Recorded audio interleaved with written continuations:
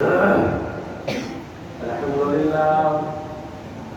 لله نحمده ونستعينه ونستغفره ونؤمن به ونتوكل عليه ونعوذ بالله من شرور أنفسنا ومن سيئات أعمالنا من يهده الله فلا مضل له ومن يضلله فلا هادي له ونشهد أن لا إله إلا الله وحده لا شريك له ونشهد أن سيدنا وسندنا ومولانا محمدا عبده ورسوله صلى الله عليه وعلى آله وصحبه وأزواجه وذرياته وأهل بيته أجمعين.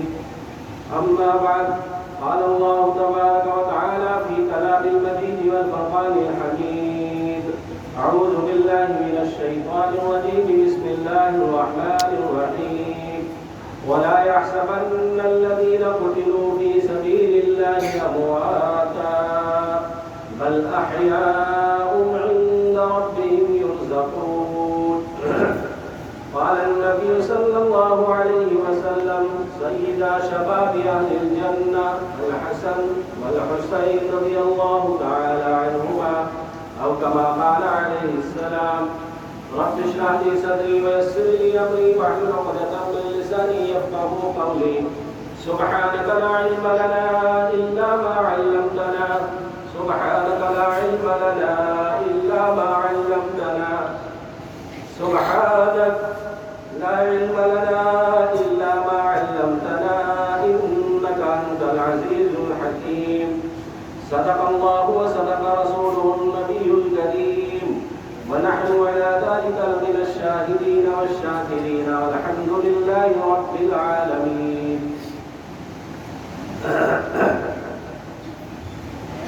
محترم بزرگوں، عزیز بھائیوں، علماء کرام، حفاظ کرام اور سامعین حضرات، اللہ کا بہت بڑا کرم اور احسان ہے. میرا دل آپ سب کو دیکھ کر بھی باغ ہو رہا ہے، لیکن جب سیدھے ہاتھ پر نظر ڈالتا ہوں اور الٹے ہاتھ پر بھی نظر ڈالتا ہوں تو یہ سب دارالعلوم کی شاخیں مجھے نظر آ رہی ہیں، دارالعلوم آسلک. اور میرا دل اس بات کی گواہی دیتا ہے کہ تو نے اپنی ذات سے چاہے کچھ نہ کیا ہو، تو نے اپنی ذات سے چاہے کچھ نہ کیا ہو، لیکن یہ رنگ برنگے پھول جو تو نے چمن میں کھلائے ہیں، انشاءاللہ تیری بخشش کے لیے یہ کافی ہے. جو رنگ برنگے پھول ابھی آپ دیکھ رہے تھے، قاری عبدالمسیح کو سن رہے تھے، اس سے پہلے مولانا عمران کو سن رہے تھے. قاری عبدالمسیح ہمارے یہاں جب پڑھتے تھے قاری حنیف صاحب کی نقل اتارا کرتے. کل میرے پاس فون آیا تو میں نے کہا کہ بھائی پرانی یاد کو تازہ کرا دینا.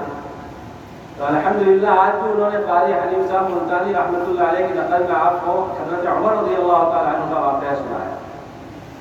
تو میں اپنی ذات سے تو بہت گناہگار ہوں حقیقت میں، لیکن اللہ سے امید رکھتا ہوں کہ اللہ تعالیٰ جو چمن کے پھول کھلائے تجھے میرے ذریعے سے، انشاءاللہ یہ میری بخشش کے لیے کافی ہے. اللہ کی ذات سے امید بناتا ہوں. کبھی اللہ پوچھے گا تو کہوں گا یہ گولی ابراہیم تیرے سامنے کھڑا ہے، کبھی اللہ پوچھے گا تو کہوں گا یہ قاری بصیر کھڑا ہے، کبھی اللہ کہے گا تو کہوں گا یہ بڑے بھیا اور چھوٹا بھیا دونوں کھڑے ہیں، کبھی اللہ کہے گا تو کہوں گا یہ حافظ سیف اللہ تیرے سامنے کھڑا ہے، اور کبھی اللہ کہے گا تو کہوں گا یہ قاری مشکور تیرے سامنے اللہ میرا گلشن کھڑا ہے، اور کبھی اللہ کہے گا تو کہوں گا یہ قاری عثمان اور قاری فیضان تیرے سامنے کھڑے ہیں، اور یہ قاری ریحان تیرے سامنے کھڑا ہے. یہ سارے کے سارے گول، یہ ادھر سلمان ہے، لقمان ہے، سارے کے سارے یہ سارے کل الحمدللہ معلوم واسطہ کی شاخیں، اور الحمدللہ سارے کے سارے خدمت کر رہے ہیں. ایک حافظ اخرت میں مجھے نظر نہیں آ رہا ہے، سب خدمت کر رہے ہیں. اسی گاؤں کے ہیں سارے، اور سارے دین کی خدمت میں لگے ہوئے ہیں. اور خوشی ہوتی ہے کہ یہ نابینا آدمی، ایک نابینا ہے جو آپ کے سامنے ابھی تقریر کر رہے تھے، عمر کا واقعہ سنا رہے تھے. نابینا ہے، آنکھوں سے نہیں دکھتا، لیکن یہاں گاؤں میں جو مکتب چل رہا ہے جس میں 4 استاذ پڑھاتے ہیں. کتنے استاذ؟ 4 استاد پڑھاتے ہیں، حافظ عمران صاحب، حافظ جاوید صاحب، حافظ ناصر، اور کون ہے؟ حافظ عبدالصمد صاحب، عبدالصمد بھائی ہمارے، اور حافظ عرفان صاحب، 4 لوگ یہاں پر ہیں، 4 لوگ پڑھا رہے ہیں، اور ان سب کی تنخواہ کون دیتے ہیں؟ ایک نابینا۔ گاؤں والوں سے صرف وہ داخلہ فیس لی جاتی ہے، وہ بھی سب نہیں دیتے۔ میں نے ابھی حافظ صاحب سے پوچھا گاؤں والے کیا تعاون کرتے ہیں؟ کہا داخلہ فیس لی جاتی ہے صاحب، باقی کوئی فیس نہیں ہے ماہانہ۔ میں گاؤں والوں سے یہ عرض کروں گا کہ بھائی آپ بھی کچھ تعاون کرا کر، ماہانہ زیادہ نہیں تو کم سے کم اپنے بچے پہ 50 روپے تو خرچہ کر دو۔ آپ قرآن پہ خرچہ کریں گے، اللہ آپ کو کیا دے گا آپ سمجھ بھی نہیں پائیں گے۔ آپ اپنے بچے پر قرآن کی تعلیم پر ہی خرچ کر رہے ہیں نا۔ ارے دنیاوی تعلیم پر لوگ لاکھوں کروڑوں خرچ کر رہے ہیں، کیا ہم قرآن پر 50 روپے مہینہ اپنے بچے پر خرچ نہیں کر سکتے؟ کم سے کم 50 روپے مہینہ تو دیا کریں۔ ماشاءاللہ بچے بھی 100 سے اوپر ہیں۔ 23 بچے حافظ صاحب نے بتایا کہ حفظ کلاس میں، ماشاءاللہ حفظ کلاس بھی چل رہی، اور کتنے اچھے انداز میں بچوں نے پڑھا۔ میرا تو دل خوش ہو گیا کہ چھوٹے سے گاؤں میں بچوں کی تلفظ کی ہے ادائیگی، بچوں نے کتنے اچھے تلفظ کی ادائیگی کے ساتھ آپ کو تقریریں سنائی، مکالمے سنائے، نعت سنائی، قرآن کریم کی تلاوت کی، دل باغ باغ ہو گیا۔ یہ قرآن کی خدمت معمولی چیز نہیں ہے۔ قرآن سے بڑھ کر دنیا میں کوئی دولت ہی نہیں ہے۔ اللہ کے نبی صلی اللہ علیہ وسلم نے ارشاد فرمایا خیرکم من تعلم القرآن وعلمہ، کما قال النبی علیہ السلام، تم میں سب سے بہتر جماعت وہ ہے جو قرآن کو سیکھے اس کو لائے۔ اللہ کے نبی صلی اللہ علیہ وسلم سب سے بہتر جماعت اس کو کہہ رہے ہیں جو قرآن کریم کو سیکھے اور سکھلائے۔ خیرکم من تعلم القرآن وعلمہ، او کما قال النبی علیہ السلام۔ اللہ جس سے چاہے کام لے لے۔ اللہ نے مچھر سے کام لے لیا، اللہ نے مکڑی سے کام لے لیا، اللہ نے کبوتر سے کام لے لیا، اللہ جس سے چاہے کام لے لے۔ آپ امید کر سکتے تھے کہ ایک نابینا اس طریقہ کا آپ کے گاؤں کے اندر مکتب اور مدرسہ کھول سکتے ہیں اور اتنی بڑی تنخواہ تقریباً 20,000 روپے مہینہ خرچہ کر رہے ہیں؟ سوچ سکتے ہیں آپ؟ انگلی اٹھانا تو بہت آسان ہے، کام کر کے دکھانا بہت مشکل ہے۔ انگلی اٹھانا بہت آسان ہے، آدمی زبان اٹھا دیتا ہے، صاحب کسی کو پکڑ رکھا ہوگا کوئی دیتا ہوگا، ارے آپ بھی تو کر سکتے ہیں نا، آپ بھی پکڑ سکتے ہیں کسی کو، آپ بھی تو کہیں کھول کر دکھائیں۔ خیر میں دوسری طرف چلا جاؤں گا تو بات لمبی ہو جائے گی۔ اللہ تعالیٰ اس مدرسے کو دن دگنی رات چوگنی ترقیات سے مالا مال فرمائے، یہاں کے اساتذہ کرام کو اور سارے کام والوں کو اخلاص و باللہیت سے مالا مال فرمائے، اور اسی طریقے سے قاری عبدالمسیح کی عمر میں اللہ برکت عطا فرمائے، اور اس سے زیادہ اللہ تعالیٰ ان سے کام لے۔ ہماری دعا ہے اس کے ساتھ 24 گھنٹے اللہ تعالیٰ اس کو اچھا رکھے۔ بہرحال مہینہ تو بہت ہی محترم اور معظم مہینہ ہے، سال کا شروع مہینہ ہے، اور اس میں بہت سارے واقعات آئے ہیں، سال کے ختم میں بھی اور سال کے شروع میں، دونوں مہینے میں ایک تاریخ ہے، اور دونوں مہینے کی 10 تاریخ کو ایک تاریخ ہے۔ ذی الحجہ کی 10 تاریخ کو حضرت اسماعیل علیہ السلام کی قربانی ہے، اور محرم کی 10 تاریخ کو حضرت حسین رضی اللہ تعالیٰ عنہ کی قربانی ہے۔ دونوں مہینے میں 10 تاریخ، ذی الحجہ کے مہینے میں 10 تاریخ کو ہم قربانی کرتے کہ نہیں کرتے بھائی؟ اس کی یاد میں کرتے ہیں۔ حضرت ابراہیم علیہ السلام اور حضرت اسماعیل ذبیح اللہ علیہ السلام کی یاد میں ہم قربانی کرتے ہیں، اور محرم میں 10 تاریخ آئے گی تو کس کی یاد منائیں گے؟ کس کی منائیں گے بتاؤ نا؟ حضرت حسین رضی اللہ تعالیٰ عنہ۔ سب لوگوں نے سب عرض کر دیا۔ ابھی آسا 15 اگست کا دن بھی آ رہا ہے، اس پر بھی کچھ عرض کرنا تھا، لیکن میں جب آیا تو مولوی عمران صاحب آپ کو سنا رہے تھے، آپ نے سن لیا، بہت سارے بچوں نے رات میں ترانے میں آپ کو سنا دیا کہ 15 اگست کیا چیز ہے۔ اب میرا دل چاہ رہا ہے کہ میں صرف حضرت حسین رضی اللہ تعالیٰ عنہ کی یاد تازہ کر رہا ہے نا بھائی؟ آپ کے گاؤں میں تو تازیہ نہیں بنتا ہوگا، ماشاءاللہ بہت سارے گاؤں میں نہیں ہوتے، خرافات ختم ہو گئی، آپ کے گاؤں میں ہوگی تو نہیں ہوگی؟ ارے بولو نا، ڈر کیوں رہا بولنے میں بھی ڈر رہا ہے۔ اللہ اکبر اللہ اکبر، یعنی بتانے میں بھی بیچارے ڈر رہے ہیں۔ اللہ تیری مدد، ارے بتا تو دو، کوئی مارے گا نہیں۔ مگر گھر میں بنتا ہے الگ بات الحمدللہ. سنگار چوری میں بھی نہیں بنتا ہے نا, نہیں بنتا نا. بڑگولے میں بھی نہیں بنتا ماشاء اللہ. جھیگڑی بڑی پورا میں بھی نہیں بنتا نا. تو عبد الپٹیل صاحب بنتا ہے کہ حاجی صاحب نہیں بنتا نا. آپ کے یہاں جھیگڑی میں بھی نہیں بنتا. ابراہیم بھائی نہیں بنتا نا حاجی صاحب الحمدللہ. یعنی سارے گاؤں کے بیچ میں ایک گاؤں ہے, سارے آس پاس والوں نے توبہ کر لی اور بیچ کے گاؤں نے ابھی تک توبہ نہیں. اللہ اکبر. ارے آپ کے آس پاس ہے نا یہ سارے گاؤں, مگر بھیڑ ادھر, منی پورہ جیسے منی پورہ, جھیگڑی ادھر, زنگا چوری ادھر, سب آس پاس ہے نا. اور بھائی روڑا گاؤں میں روڑا گاؤں والے ہیں کیا بناتے ہو؟ اچھا مطلب 2 گاؤں میں بنتا ہے, باقی سب لوگوں نے توبہ کر دیا الحمدللہ. اللہ کا شکر ہے احسان. بھائی حضرت حسین رضی اللہ تعالی عنہ, ارے آپ اس سے بلا ادھر آ جاؤ, آگے آ جاؤ.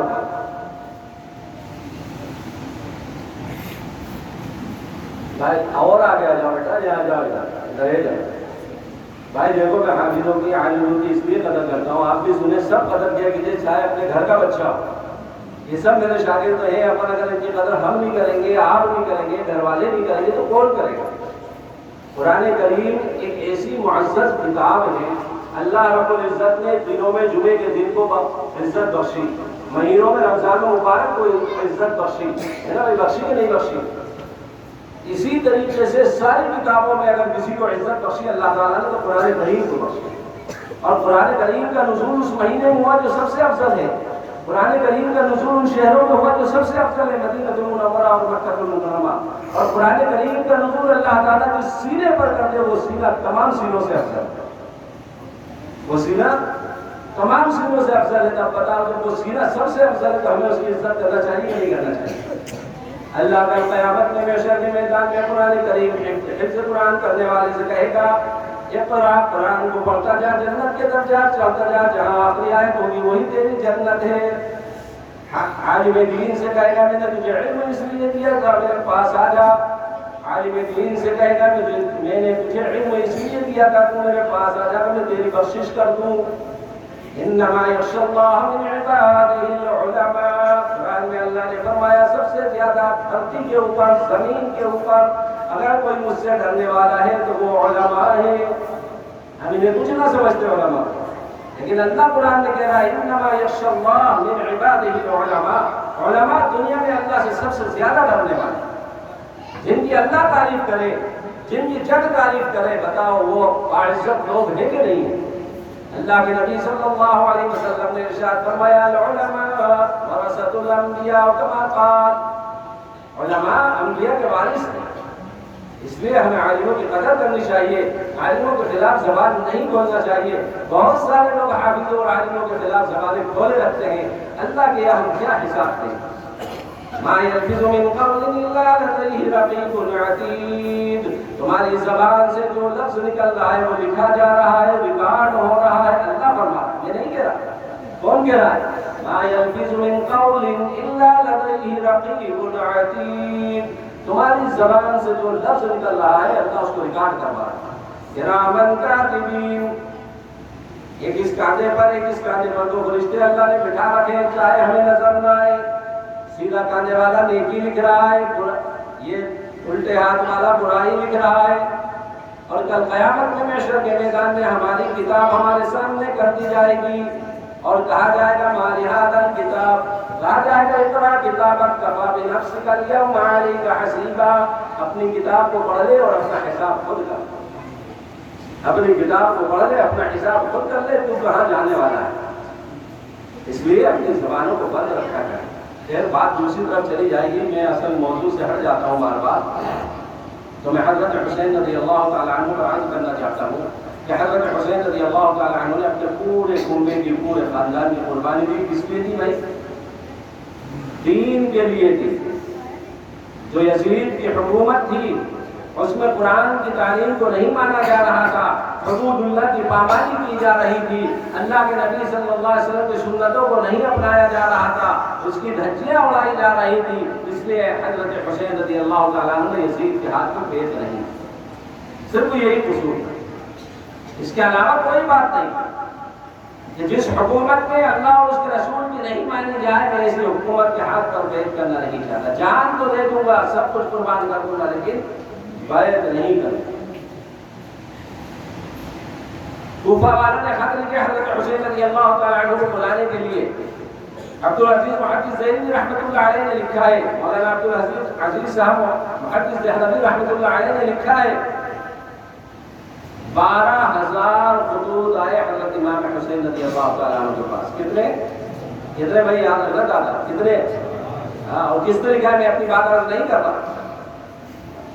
شیخ عبدالحق عبدالعزیز صاحب محدث دہلوی رحمۃ اللہ علیہ نے لکھا ہے اپنی کتاب میں 12,000 خطوط آئے. ارے مولانا کریم اللہ صاحب پیچھے ہی بیٹھے تھے، میرے نظر ہی نہیں پڑے. ارے بھائی ادھر تم بھی آؤ، ادھر تمہارے چھوٹے بھائی ادھر آؤ، ایسا مت کرو، ادھر آگے بیٹھو. اور حاجی ابراہیم صاحب کو تم آگے آؤ، حاجی ابراہیم صاحب کو ٹیکا دو پیچھے، تم آگے آؤ، ٹیکے سے بیٹھ جاؤ صاحب، آرام سے بیٹھے. جو بزرگ اپنے ٹیکے کے لائق ہیں ان کو ٹیکے کی جگہ دے. جوان لوگ ٹیکا لے کے بیٹھ جاتے ہیں، بزرگوں کو بیچاروں کو جگہ نہیں ملتی. کتنے خطوط لکھے؟ 12,000 خطوط لکھے کوفہ والوں نے حضرت حسین رضی اللہ تعالیٰ عنہ کو. آپ نے ارادہ کر لیا جانے کا. میں مختصر عرض کر دیا، زیادہ تفصیل میں نہیں جاتا. مسلم بن عقیل رضی اللہ تعالیٰ عنہ جو آپ کے بھائی تھے جنرال، ان کو پہلے پہنچایا کہ تم جا کر دیکھو حالات کیا ہے، میرے ہاتھ پر بیعت دو. آپ گئے کوفہ میں اور آپ نے پہلے دن بیعت دی تو 40,000 لوگوں نے آپ کے حضرت حسین کے ہاتھ پر، مسلم بن عقیل کے ہاتھ پر بیعت دی. حضرت حسین رضی اللہ تعالیٰ عنہ کے لیے مسلم بن عقیل کے ہاتھ پر بیعت کی کوفہ والوں نے پہلے دن 40,000.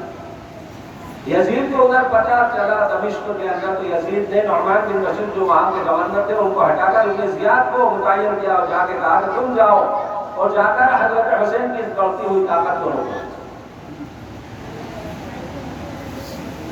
چنانچہ ابن زیاد آیا اور اس نے ایک تقریر کی اور لعنت بھی لوگوں کو انعام کی، لعنت بھی انعام کی اور تقریر کی اور کہا جو ہماری بات نہیں سنے گا ہم اسے سخت سے سخت سزا دیں گے.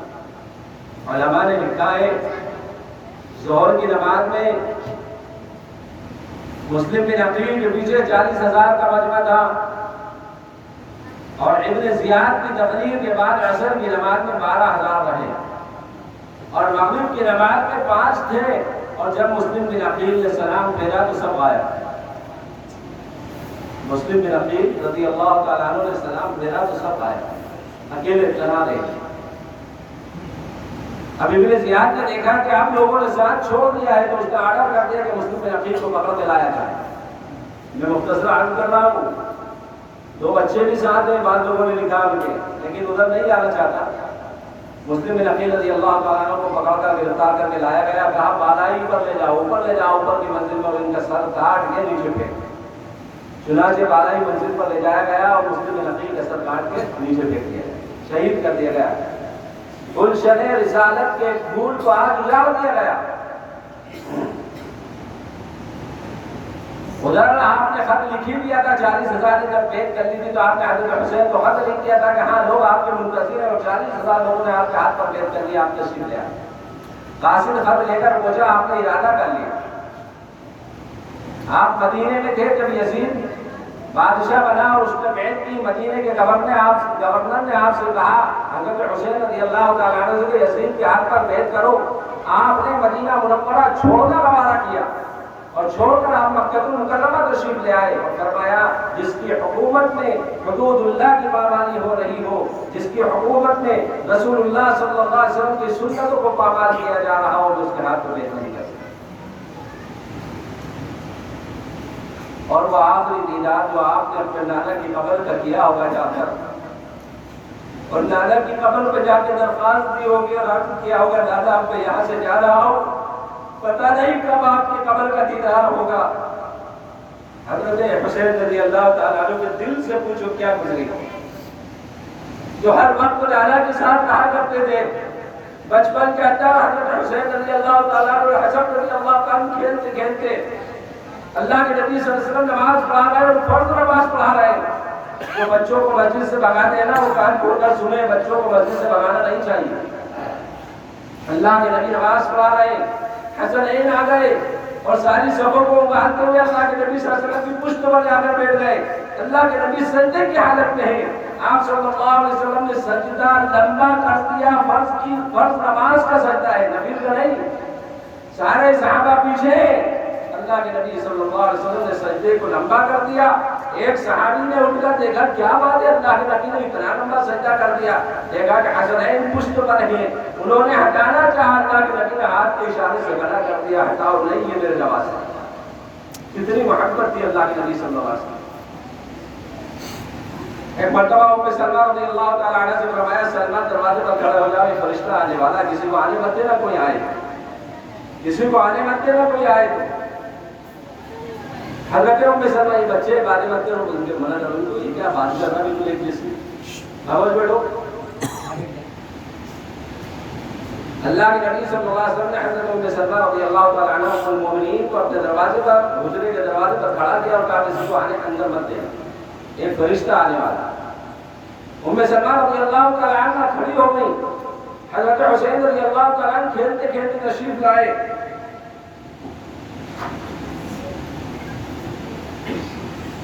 ام سلمہ نے روکنا چاہا، آپ روتے لگے اور روتے روتے اندر چلے گئے. اللہ کے نبی صلی اللہ علیہ وسلم نے حضرت حسین رضی اللہ تعالی عنہ کو اٹھایا ہوا ہے اور ایسے سینے سے چمٹایا ہوا جیسے ہم اپنے بچوں کو سینے سے لگاتے ہیں نا، ایسے سینے سے چمٹایا ہوا اور زار قطار آپ رو رہے ہیں، ہچکیاں بن گئی روتے روتے. ام سلمہ کو جب آواز آئی تو آپ اندر تشریف لے گئی اور پوچھا یا رسول اللہ صلی اللہ علیہ وسلم آپ کیوں رو رہے ہیں؟ اللہ کے نبی صلی اللہ علیہ وسلم نے ارشاد فرمایا یا عائشہ میرے پاس یہ فرشتہ کھڑا ہوا ہے اور یہ فرشتہ یہ کہہ رہا ہے، ام سلمہ یہ فرشتہ یہ کہہ رہا ہے کہ آپ کی امت آپ کے نواسے کو اپنے ہاتھوں سے اجاڑے، گلشن رسول کو اپنے ہاتھوں سے آپ کی امت اجاڑے. مجھے اس لیے رونا آ رہا ہے.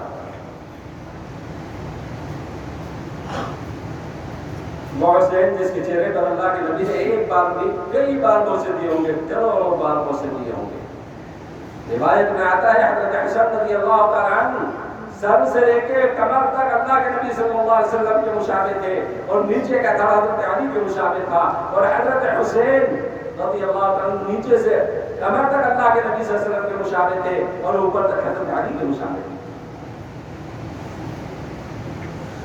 ایک مرتبہ اللہ کے نبی صلی اللہ علیہ وسلم اپنے کمرے میں ایسے جیسے ہم گھوڑا بن جاتے ہیں نا، ایسے گھوڑے بن گئے اور حضرت حسن اور حسین دونوں سوار ہیں پیٹھ کے اوپر اور آپ کمرے میں چکر لگا رہے ہیں.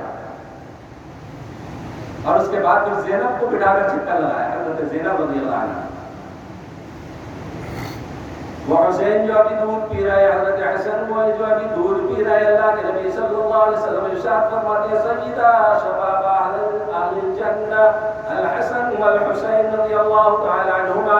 یہ دونوں کے دونوں حسن اور حسین جنت کے نوجوانوں کے سردار ہوں گے. پھر کیا ضرورت تھی اتنی بڑی قربانی دی؟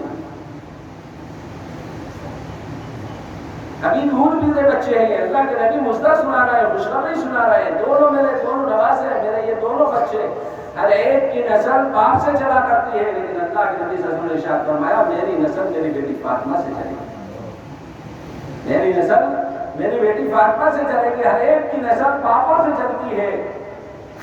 اللہ کے نبی صلی اللہ علیہ وسلم کی نسل اپنی بیٹی فاطمہ سے. مسلم بن عقیل رضی اللہ تعالیٰ عنہ نے خط لکھ چکے تھے، حضرت حسین رضی اللہ تعالیٰ عنہ کو وہ خط مل گیا. حضرت حسین نے ادھر مدینہ میں بیت نہیں کی، مکہ المکرمہ تشریف لے آئے، مکے میں آپ تشریف فرمائے. ادھر آپ کو وہ خط مل گیا، آپ نے جانے کا ارادہ کیا. حضرت عبداللہ بن عباس، حضرت عبداللہ بن مسعود، بڑے بڑے صحابہ رضی اللہ عنہ اجمعین وہاں موجود ہیں. مشورہ کیا، سب نے منع کیا آپ نہ جائیں. آپ کو معلوم ہے یہ کوفی غدار ہیں، آپ کے والد محترم کو شہید کرنے والے یہ کوفی ہے، آپ کے بھائی حسن کو زہر دینے والے یہ کوفی ہے. حضرت حسن رضی اللہ تعالیٰ عنہ کو کئی مرتبہ زہر دیا گیا اور جب آخری بار زہر دیا گیا تو اتنا سخت زہر تھا کہ پخانے کے راستے سے خون گرتا تھا. حضرت حسین نے کہا بھائی مجھے بتا دو کس نے دیا ہے، آپ کو معلوم ہے، مجھے بتا دو. کہا بھائی تم کیا کرو گے؟ کہا میں اسے قتل کروں گا. کہا بھائی نہیں ایسا نہیں کرنا، اگر اس نے میں اگر زندہ رہا تو میں اپنا بدلہ خود لوں گا، اور میں اگر دنیا سے رخصت ہو گیا تو میں اللہ کے لیے اس کو چھوڑتا ہوں.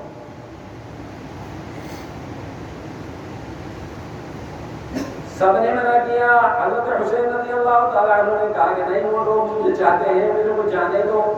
عورتوں کو بھی ساتھ لیا, سارے کے سارے صحابہ منع کر رہے ہیں. حضرت عبداللہ بن عباس رضی اللہ تعالیٰ عنہ نے یوں کہا کہ اگر آپ جاتے ہیں تو صرف مردوں کو ساتھ لے کر جائیں, عورتوں کو نہ لے جائیں. مردوں کو لے جائیں, عورتوں کو نہ لے جائیں. لیکن حضرت حسین رضی اللہ عنہ کہتے ہیں واللہ غالب علی امرہ ولکن اکثر الناس لا يعلمون. جب تقدیر غالب آ جاتی ہے تدابیر پہ تو تدابیر کام نہیں آیا کرتی. واللہ غالب علی امرہ ولکن اکثر الناس لا يعلمون. حضرت حسین رضی اللہ تعالیٰ عنہ نکل گئے اپنے قافلے کو لے کے. 70-72 آدمی ہیں, کچھ عورتیں ہیں, سب کو لے کے نکل گئے. راستے میں ایک خط ملا اور خط میں لکھا ہوا تھا کہ مسلم بن عقیل کو قتل کر دیا گیا, شہید کر دیا گیا. آپ نے ساتھیوں سے مشورہ کیا. ساتھیوں نے کہا ہم واپس نہیں جائیں گے, جان تو دے دیں گے لیکن واپس نہیں جائیں گے. چنانچہ آپ آگے بڑھتے رہے. میں مختصر عرض کر دوں, میدان کربلا میں پہنچ گئے. ادھر ابن زیاد کو معلوم ہوا کہ حسین آ رہے ہیں. اس نے یزید کے ساتھ 1000 کا لشکر لے کر بھیجا یزید حر کو اور کہا کہ حضرت حسین کو وہیں روکو.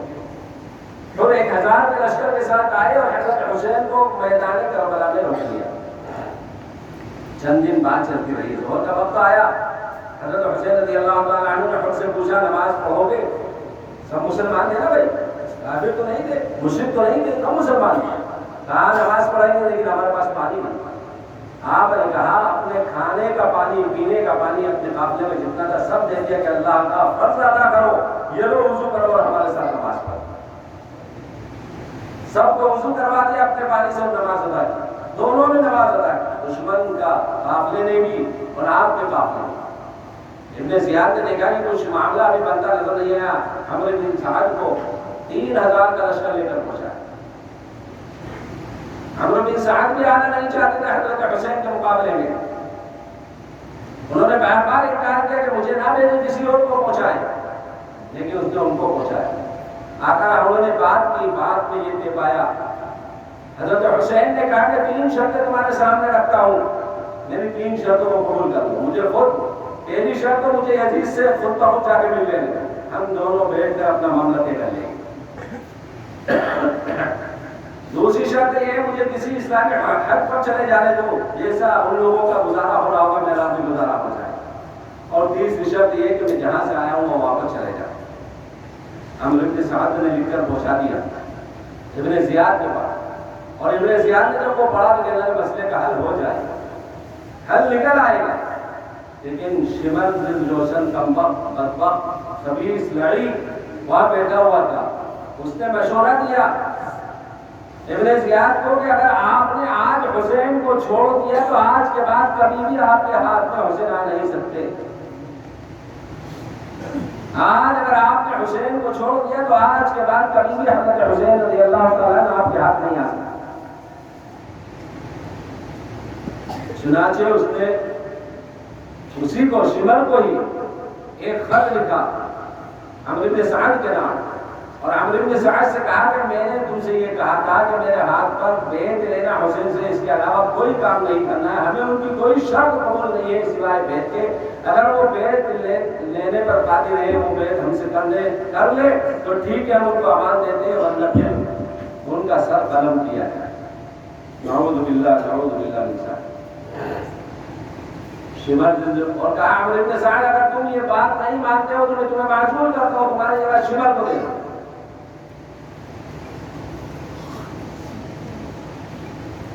جب وہ خط ملا ابن زیاد کا حضرت عمرو بن سعد کو, جب وہ خط پڑھا عمرو بن سعد نے تو حضرت حسین سے مشورہ ہوا. حضرت حسین نے کہا اچھا ہمیں 1 رات اور دو, ہمیں 1 رات اور دے دو. وہ 10 محرم الحرام کی رات تھی. حضرت حسین نے اس لیے رات نہیں مانی تھی کہ ڈر گئے تھے, بلکہ حضرت حسین نے کہا کہ میں قرآن کی تلاوت کر لوں, توبہ استغفار کر لوں, اللہ سے معافی مانگ لوں, اس لیے تجھے یہ رات مانگ رہا ہوں. اور دشمن کے مقابلے میں, دشمن کے سامنے آپ نے وہ تقریریں کی کہ اگر کسی پہاڑ کو سناتے تو پہاڑ کا جگر بپھٹ جاتا. کہا میں حضرت فاطمہ رضی اللہ تعالیٰ عنہ کا بیٹا ہوں, حضرت علی کا بیٹا ہوں, حضور پاک صلی اللہ علیہ وسلم کا نواسا ہوں, میری کبھی نماز قضا نہیں ہوئی ہے، میں نے کبھی بھی زندگی میں نماز قضا نہیں کی ہے، میں نے کبھی زکوٰۃ ایسا نہیں ہوا کہ میری زکوٰۃ ادا نہیں ہوئی، ساری خوبیاں اپنی بیان کی، لیکن وہ پتھر دل کہاں ماننے والے۔ وہ رات انہوں نے دے دی، ٹھیک ہے آج کی رات آپ کی طرف بات۔ حضرت حسین رضی اللہ عنہ خیمے میں آئے، سب کو اکٹھا کیا، تقریر فرمائی، اور اس کے بعد یوں فرمایا کہ بھائی یہ مجھے چاہتے ہیں، آپ کو نہیں چاہتے، آپ سب رات کے اندھیرے میں اگر جانا چاہیں تو چلے جائیں۔ لیکن سب نے منع فرما دیا کہ نہیں، ہم آپ کو بغیر، آپ کے بغیر کیسے زندگی گزاریں گے، آپ کو چھوڑ کے دشمنوں کے لیے ہم آپ کو چھوڑ کر چلے جائیں، ایسا نہیں ہو سکتا۔ حضرت زینب رضی اللہ تعالیٰ عنہ کے صاحب نے عرض کیا، میری بہن زینب کل کو میں شہید ہو جاؤں گا۔ میری پیاری بہن، یہی الفاظ لکھے ہیں، میری پیاری بہن زینب کل میں شہید کر دیا جاؤں گا، لیکن میری شہادت پر میری بہن کو اپنا گریبان چاک نہ کرنا، اپنے بالوں پر نہ نوچنا، نوحمد کرنا، کیونکہ تو فاطمہ الزہرا کی بیٹی ہے جس نے حضور پاک صلی اللہ علیہ وسلم کے وصال پر صبر کیا ہے، میری بیٹی، میری بہن زینب کو میرے وصال پر صبر کرنا۔ تھوڑی دیر کے بعد اونگ آ گئی، باتیں چل رہی، اونگ آ گئی، آپ کھل کے تو ایک دم ہنسنے لگتے ہیں۔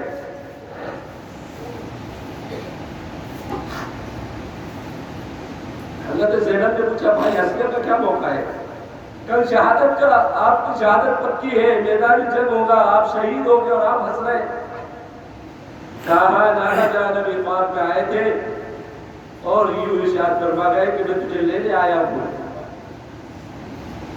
نانا جان خواب میں آئے تھے اور یوں کہہ کر گئے ہیں، ہم آپ کو لینے آئے۔ رات بھر توبہ استغفار گزاری، سب نے عبادت کو گزاری، پورے خیمے میں بتاؤ، سروں کے اوپر تلواریں ہوں، نیزے ہوں، نیند آئی تھی، معلوم ہے دشمن کھڑا ہوا ہے، صبح کو سب کو جانا ہے، نیند آئی تھی۔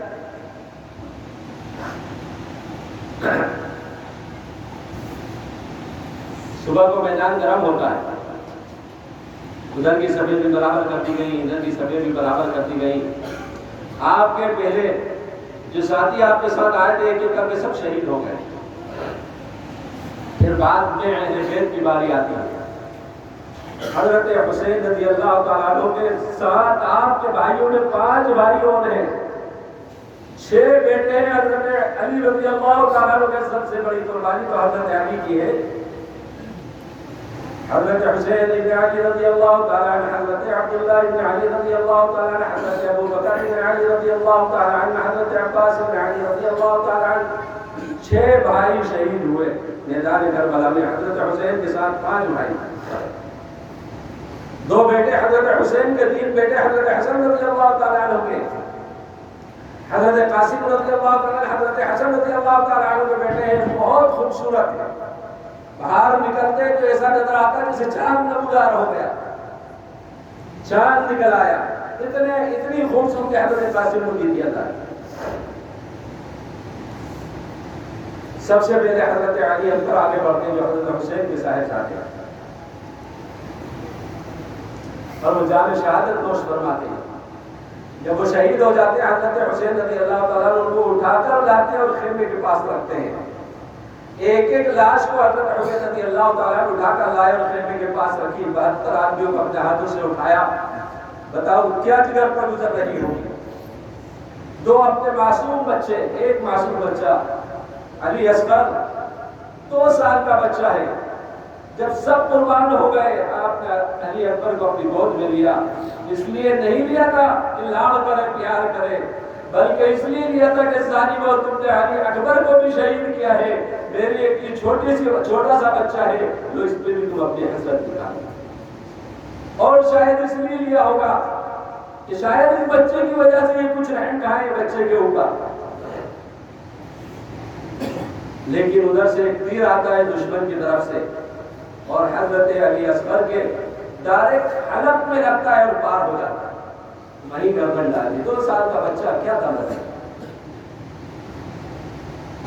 کہنے والے کہہ دیتے ہیں، سننے والے آسانی سے سن لیتے ہیں، لیکن ہم غور کر کے دیکھیں جس کا خاندان اجاڑا جا رہا ہے، گلشن رسول صلی اللہ علیہ وسلم کو اجاڑا جا رہا ہے، ان کے دلوں پر، اور عورتیں ٹھیکوں میں دیکھ رہی ہے سارے بات میں ان کے دلوں پر کیا گزر رہی ہے۔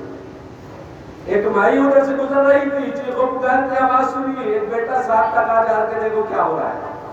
وہ مائی بیٹا دیکھنے گیا، دیکھ کر آ کر اپنی اماں سے کہتا ہے اماں گلشن رسول صلی اللہ علیہ وسلم کو دشمنوں نے اجاڑ دیا ہے۔ وہ بھائی بھی بھائی تھی، بیٹا تو نے یہ کیا کیا؟ تو مجھے خبر دینے کے لیے آیا؟ ارے تجھے تو وہی قربان ہو جانا چاہیے تھا۔ کہا ابا سے کوئی اس لیے آیا ہو کہ ایسا نہ ہو کہ آپ پورے انتظار میں یہاں بیٹھی رہے۔ مائی پیچھے پیچھے، بیٹا آگے آگے ہے، آگے حضرت حسین رضی اللہ تعالیٰ عنہ کے لشکر میں تلوار لے کے گھس جاتا ہے، شہید ہو جاتا ہے۔ مائی اپنے جھولی پھیلائے ہوئے، دشمنوں نے اس بچے کا سر کاٹا اور جو پھینکا تو بھائی کو جھولی میں آ کر گرا۔ اب ماں کا کیا فرض بنتا ہے؟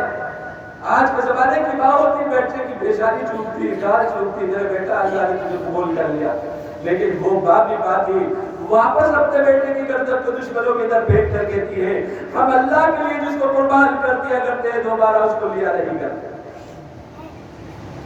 ہم اللہ کے لیے جس کو قربان کر دیا کرتے ہیں ہم دوبارہ اس کو واپس نہیں لیا کرتے۔ میرا جگر تو ساتھ نہیں دیتا حضرت حسین رضی اللہ تعالیٰ عنہ کی داستان سنانے کے لیے، پھر بھی میں نے مختصر عرض کر دی۔ میرا جگر بالکل ساتھ نہیں دیتا، میری آنکھیں ساتھ نہیں دیتی۔ جب میں واقعہ پڑھتا ہوں کتابوں میں تو مجھ سے پڑھا نہیں جاتا۔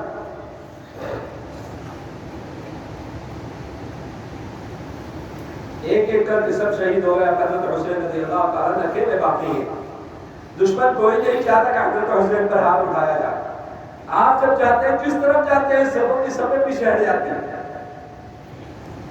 شیور جن نے کہا اگر تم اس طریقے سے رہو گے تو سب مارے جاؤ گے، ایک دم حضرت حسین پر حملہ کرو۔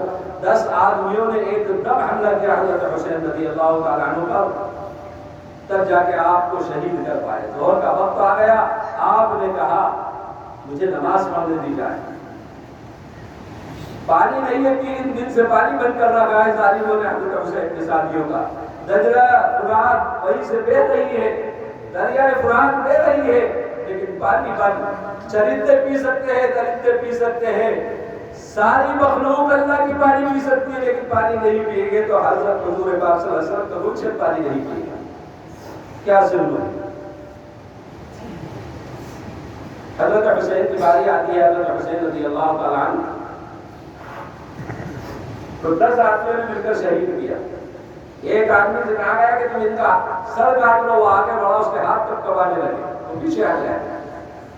سنان بن انس بن سنان خود آیا آگے اور اس نے اگر آپ کے سر جدا کر دیا، لیکن ظہر کا وقت ہو گیا۔ حضرت حسین رضی اللہ تعالیٰ نے اس وقت بھی ظہر کی نماز ادا کی، اپنے خون سے وضو کیا ہوگا، کربلا کی مٹی سے تیمم کیا ہوگا، اور دنیا والوں کو، قیامت تک آنے والوں کو بتا گئے کہ اللہ کو راضی اس حد تک ہی کیا جا سکتا ہے کہ اگر قربانی سارے کنبے کی دینا پڑے، سارے خاندان کی دینا پڑے، اور اس کے بعد بھی نماز کا وقت آ جائے تو اپنا سر سجدے میں رکھ دو، سجدے میں سر کاٹا ہے۔ یہ حضرت حسین رضی اللہ تعالیٰ عنہ کی شہادت کا مختصر واقعہ۔ اس کے بعد ظالموں نے گھوڑے دوڑائے لاشوں پر، سر تن سے جدا کر کے ساتھ رکھ لیے، لاشوں پر گھوڑے دوڑائے اور لاشوں کو دفنایا بھی نہیں، ایسے ہی چھوڑ دیا۔ بنو سعد کے لوگوں نے پھر مشورہ کر کے کہا کہ ہم کل دفنائیں گے۔ عمرو بن سعد کو معلوم ہو گیا تو اس نے رات میں پانی چھوڑ دیا، سب کے اوپر مٹی میں دبا دیا، سب کو مٹی میں دبا دیا۔ مفتی شفیع صاحب رحمۃ اللہ علیہ نے لکھا ہے بنو سعد کا ایک بوڑھا صبح آتا ہے اور جہاں وہ لاشیں پڑی تھی ان جگہوں کو سونگتا ہے سب، اور سونگنے کے بعد ایک جگہ پر پہنچتا ہے اور کہتا ہے یہ ہے نواسۂ رسول کی قبر، یہ ہے یہاں ہے نواسۂ رسول، جنت کی خوشبو اس کی جسم سے آ رہی ہے، کیونکہ نوجوان جنت کے نوجوانوں کا سردار۔ تو میرے محترم بزرگ عزیز بھائیوں، انہوں نے خوشیاں منائی، ابن زیاد کے پاس پہنچایا گیا سارے سروں کو۔ ابن زیاد نے بھری محفل کے اندر ایک ہاتھ میں چنری تھی، اس کی لکڑی تھی، وہ لکڑی حضرت حسین نے ہونٹوں پر ماری اور کہا تم ہمارے مقابلے میں آئے تھے، اللہ نے تمہیں ذلیل کر دیا، نعوذ باللہ من ذالک۔ زید بن ارقم رضی اللہ تعالیٰ عنہ اس مجلس میں ہے، آپ کھڑے ہو جاتے ہیں، بوڑھے صحابی ہے، اور کھڑے ہو کر اسے ڈانٹتے ہیں ابن زیاد کو، اور ابن زیاد سے کہتے ہیں میں نے ایک مرتبہ نہیں، 2 مرتبہ نہیں، سینکڑوں مرتبہ اللہ کے نبی صلی اللہ علیہ وسلم کو ان ہونٹوں پر بوسہ دیتے دیکھا ہے، اے ظالم تو اپنی لکڑی پیچھے ہٹا لے۔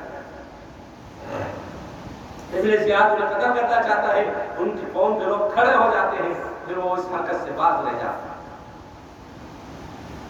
حضرت زین العابدین رحمۃ اللہ علیہ اکیلے بچے، بیمار تھے، بچے تھے، ابن زیاد نے دیکھا ہوئے قتل کرنا چاہا، حضرت زینب آگے بڑھی اور کہا کہ ایک بچہ ہے، میں تجھ سے اس کی بھیک مانگتی ہوں، اس کو قتل مت کر۔ حضرت زین العابدین نے تو کہا اگر تو مجھے قتل کرتا ہے تو ان کے کسی محرم کا انتظام کر دینا یہاں سے پہنچانے کا، اچھے آدمی کا، چاہے مجھے قتل کرنا چاہتا ہے، شہید کرنا چاہتا ہے، کر دے۔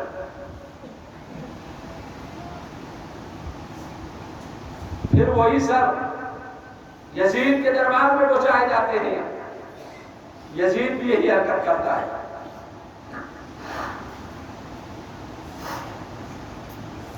وہاں بھی ایک صحابی رسول صلی اللہ علیہ وسلم کھڑا ہوتے ہوئے کہتے ہیں یہ لکڑی ان لبوں کو نہ لگا، ان چہرے پہ نہ لگا، میں نے اللہ کے نبی صلی اللہ علیہ وسلم کو بوسہ دیتے ہوئے چہرے پر دیکھا ہے، اور ایک بار نہیں سینکڑوں بار دیکھا ہے۔ پھر اس لٹے پٹے قافلے کو یزید کھڑا ہو جاتا ہے، حضرت سکینہ اور حضرت زینب رضی اللہ عنہا اپنے بھائیوں کے سر دیکھنا چاہتی ہے، یزید آڑ لے کے کھڑا ہو جاتا ہے کہ یہ بچی سر نہ دیکھے تو اچھا ہے، لیکن کسی طریقے سے جب وہ بچیوں نے وہ چہرہ دیکھ لیا اپنے بھائی کا تو چیخ و پکار مچ گئی، ماتم شروع ہو گیا۔ یزید کے بہن کی ساری عورتیں چیخ و پکار سن کے باہر آ گئی۔ یزید کی بیوی نے یزید پر لعنت کی ہے، انہوں نے یہ کیا کیا کہ اللہ کے نبی صلی اللہ علیہ وسلم کے گھرانے کو اجاڑ دیا۔ یزید کا ایک بیٹا تھا، 2 سال یا 3 سال اس کے بعد یزید کی حکومت رہی اور دنیا سے چلا گیا۔ 18 یا 19 سال کا بیٹا تخت پر بیٹھا ہے اور ایک دن ساری رعایا کو جمع کر کے کہتا ہے اس تخت کے نیچے حضرت حسین رضی اللہ تعالیٰ عنہ کا خون ہے، اس تخت کے نیچے آل رسول صلی اللہ علیہ وسلم کا خون ہے، تم سب سن لو۔ 3 بر اعظم کا بادشاہ وقت بنا ہے اس کا بیٹا، 18-19 سال عمر ہے، اپنی رعایا کو جمع کر کے کہتا ہے اس تخت کے نیچے آل رسول کا خون ہے، میں اسے تخت پر بیٹھنا نہیں چاہتا، میں اسے تخت پر لات مارتا ہوں، میرا باپ ظالم تھا جس نے اللہ کے رسول صلی اللہ علیہ وسلم کے خاندان کو برباد کیا ہے اور اس نے وہ 3 بر اعظم کے تخت پر لات مارا۔ آج 3 روپے کے پیچھے مسلمان جھوٹ بولتا ہے۔ حضرت حسین رضی اللہ تعالیٰ عنہ کی یہ داستان ہمیں یہ سکھاتی ہے، یہ واقعہ ہمیں یہ بتاتا ہے کہ ہم زندگی میں سچ بولنا سیکھیں، کبھی جھوٹ نہ بولیں، کسی کی ہیرا پھیری نہ کریں، کسی کا حق نہ دبائیں، بہنوں کا حق دے، بھائیوں کا حق دے، ہر ایک کا حق ادا کرنے والے بن جائیں۔ وہ قافلہ وہاں سے چل کے یزید نے ان عورتوں کو پھر مدینہ منورہ پہنچا دیا، سیکورٹی کے ساتھ، پولیس والوں کے ساتھ، اور ایک آدمی کو ان کے ساتھ پہنچایا، ان کی حفاظت کیجیے۔ جب وہ قافلہ مدینے میں پہنچا ہے، سوائے زین العابدین میں کوئی بھی ساتھ نہیں ہے، بتاؤ مدینے والوں پر کیا گزری ہوگی، خاندان پورا مدینے میں کیا گزری ہوگی، جو صحابہ اور صحابیات وہاں موجود تھی اس پر کیا گزری ہوگی۔ ایک ماتم مچ گیا مدینے۔ آنے والے کو زینب نے اپنے ہاتھ کے کنگن اتار کے دینا چاہا، یہ لے جاؤ، تم نے ہماری بہت اچھی خدمت کی ہے۔ حضرت زینب نے اس کنگن کو اس نے واپس کر دیا اور کہا اے زینب میں نہیں چاہتا یہ لینا، میں تو یہ چاہتا ہوں کل قیامت میں جب میری گاڑی اٹکے، کل قیامت میں بے شر کے میدان میں میری گاڑی اٹکے تو آپ اپنے نانا سے کہہ کے میری سفارش کروا دیں، آپ اپنے نانا سے کہہ کر میری سفارش کروا دینا، میں یہ چاہتا ہوں۔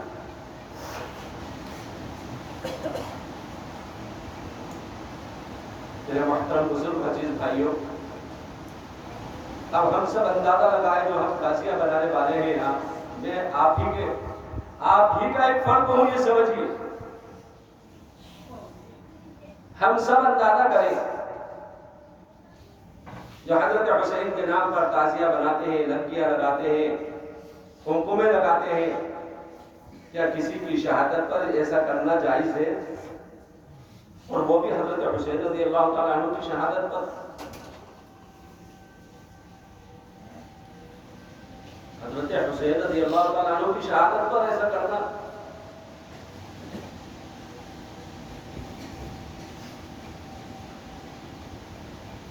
یہ جو کام کیے تھے نا، لڑکیوں کا لگانا، ڈھول تاشوں کا بجانا، ڈیجوں کا بجانا، یہ سارے کے سارے کام یزیدیوں نے کیے تھے، جزیات کے ساتھیوں نے کیے تھے. حضرت حسین رضی اللہ تعالیٰ عنہ کے کسی ساتھی نے نہیں کیے، نہ بعد میں نہ اور آج تک. اور میں آپ سے پوچھنا چاہتا ہوں، اچھا بتاؤ، خواجہ معین الدین چشتی رحمۃ اللہ علیہ نے کبھی جلوس نکالا محرم کے نام پر؟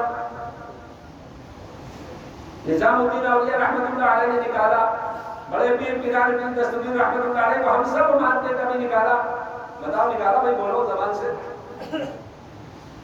کسی عالم نے نکالا ہو بتاؤ؟ کسی حافظ قرآن جو اچھا حافظ قرآن ہے اس نے نکالا ہو بتاؤ؟ کوئی امام نے نکالا ہو بتاؤ؟ نکالا؟ جتنے لوگ ہوتے ہیں سب ان پڑھ ہوتے ہیں، سب جاہل ہوتے ہیں، کچھ بھی نہیں معلوم، شیطان نے پٹکی پڑھا رکھی. ارے میں تو یہ کہا کرتا ہوں کہ تیرے بیٹے کا جب جنازہ نکلے 18 سال کا بیٹا ہو، اور جب اس کا جنازہ تیرے گھر سے نکل رہا ہو، تو تو اپنے گھر پہ لڑکیاں لگانا، قمقمے لگانا اور تاشے بازی کے ساتھ اس کی لاش کو اٹھا کے ٹھکانا اگر تیرے کے اندر جگر کرے گا کوئی بھائی ایسا؟ ہمارے یہاں اگر کسی کا انتقال ہو جائے اور کوئی سائڈ میں ہمارے گھر کے 2-4 گھر کے بعد بھی اگر کوئی باجا بجا دے یا ٹی وی کی آواز تیز کر دے اور بجا دے، تو بتاؤ پورا گاؤں لعنت کرے گا، پورا شہر لعنت کرے گا، فلاں کے گھر میں تو میت پڑی ہے اور تم یہ حرکت کر رہے ہیں. اب ہم اپن سے سوچتے ہیں ہم جو کام کر رہے ہیں کہ صحیح ہے؟ شرک ہے، شرک. اس میں اگر وہ کرنے والے موجود ہوں تو اسی مجمع میں توبہ کر کے اٹھو کہ اللہ آج کے بعد ہم یہ کام نہیں کریں گے. ایک گاؤں میں میں نے تقریر کی، محرم کے اوپر بہت پرانی بات بنی. 2 صاحب میرے پاس بعد میں آئے اور کہنے لگے صاحب آشٹا میں تو اتنا ہوتا ہے. کیا کہا؟ سوال تھا اور 40 سوال تھا، کوئی وہ نہیں. میں نے ان سے عرض کیا کہ اچھا یہ بتاؤ کہ آپ لوگ اللہ کے نبی صلی اللہ علیہ وسلم پر ایمان لائے ہو، قرآن پر ایمان لائے ہو، یا آشٹا والوں پر ایمان لائے ہو؟ کس پر ایمان لائے؟ ارے بھائی بولو نا، کس پر لائے ایمان لائے؟ اللہ کے نبی پر ایمان لے کر آئے، قرآن پر ایمان لے کر آئے، تو قرآن حدیث کی بات مانو گے یا آشٹا والوں کی مانو گے؟ اور میں نے یہاں تک کہا کہ اگر میں تعزیہ بنانے لگوں، میں جلوس نکالنے لگوں، میں تاشے بازے بجانے لگوں، تو کیا جائز ہو جائے گا آپ لوگوں کے لیے؟ ارے بھائی ہو جائے گا؟ کوئی ناجائز کام کوئی مفتی کرنے لگے، کوئی ناجائز کام کوئی اللہ والا کرنے لگے، تو کیا وہ جائز ہو جائے گا؟ وہ تو ناجائز ہی رہے گا. قرآن حدیث کے خلاف کوئی بھی کرے، کتنا ہی بڑا مفتی ہو، کتنا ہی بڑا ولی ہو، قرآن و حدیث کے خلاف کر رہا ہے تو قرآن و حدیث کے خلاف ورزی ہے، اس کی اتباع نہیں کی جا سکتی. لا طاعت لمخلوق فی معصیت الخالق، یہ نبی حدیث. او کما قال علیہ السلام، مخلوق کی نافرمانی پر، اللہ کی نافرمانی پر مخلوق کی اطاعت نہیں کی جائے گی. باپ اگر اللہ کی نافرمانی کی حکم کر رہا ہے، باپ ہے، ماں ہے، والدہ ہے، اگر اللہ کی نافرمانی کا حکم دے رہے ہیں تو وہاں ان کی بات نہیں مانی جائے گی.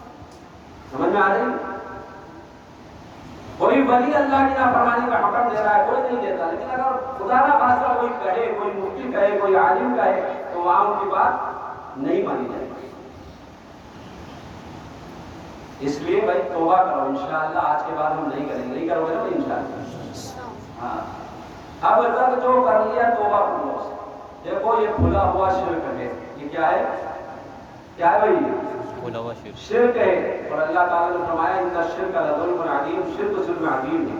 اور ایک جگہ فرمایا انہ من یشرک باللہ فقد حرم اللہ علیہ الجنہ ومأواہ النار وما للظالمین من انصار.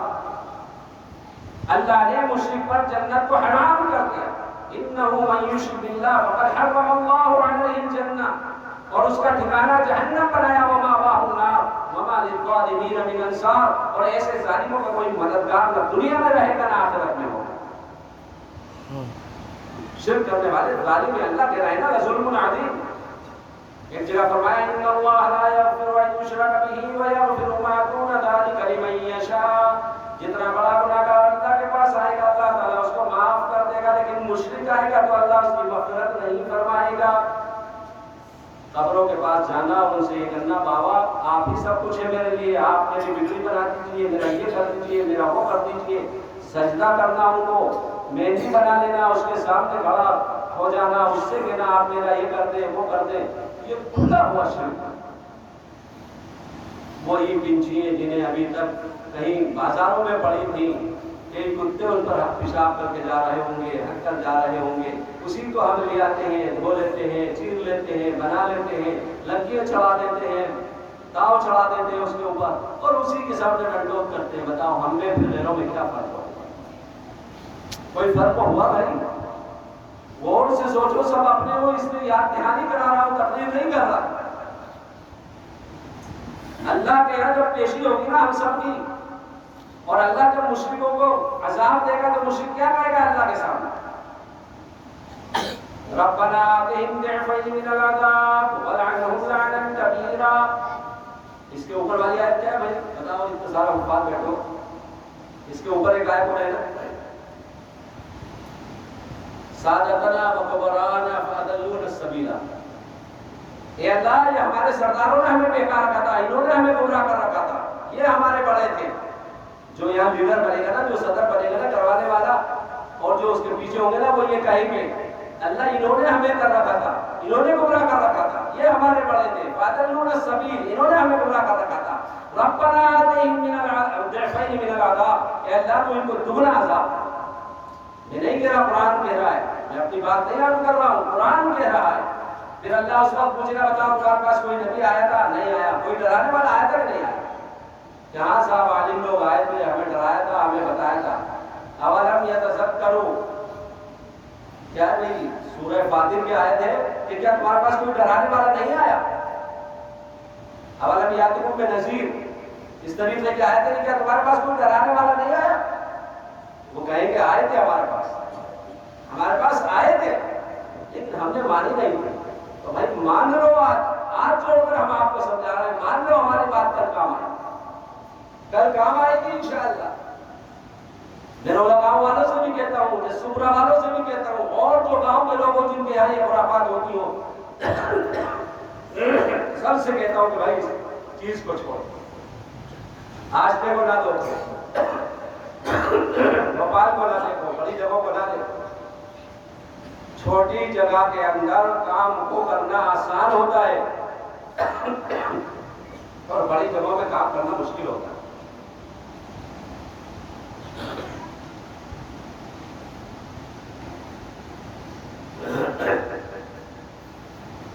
چھوٹی جگہوں میں جلدی کام ہو جاتا ہے، جلدی لوگ مان جاتے ہیں، کم لوگ ہوتے ہیں ماننے والی صفت ہوتی ہے، مان جاتے ہیں۔ بڑی جگہوں میں زیادہ لوگ ہوتے ہیں، ایک مانتا ہے تو دوسرا بیل جاتا ہے۔ لیکن حق بات تو حق ہے بھائی۔